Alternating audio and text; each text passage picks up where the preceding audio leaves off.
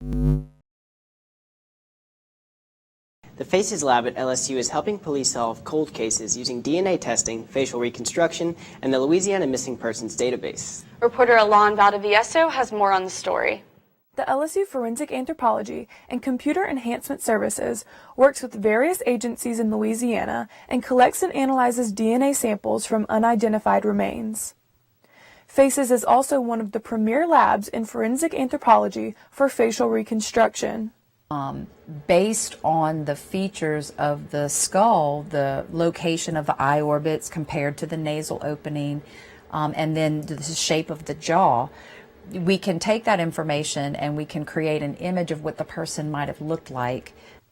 FACES Director Janess Listy says the lab takes these reconstructions and posts them in the hopes of finding the missing person's family. And hopefully somebody could recognize it and say, well, that looks like my uncle who went missing when I was a little girl. And, somebody can call in to law enforcement and say, my uncle's name was John Smith.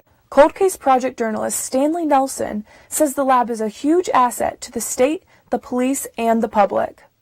Because there are many, many missing people that have never been identified. And when the FACES lab is able to get DNA from family members of the missing and do things like that, the hope remains that one day many of these people will be identified.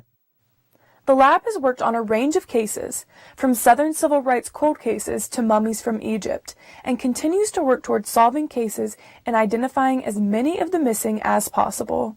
For Tiger TV News, I'm Alon Valdivieso. Dr. Listy says you should always report a missing person to the police first, but the FACES lab can help you through the process.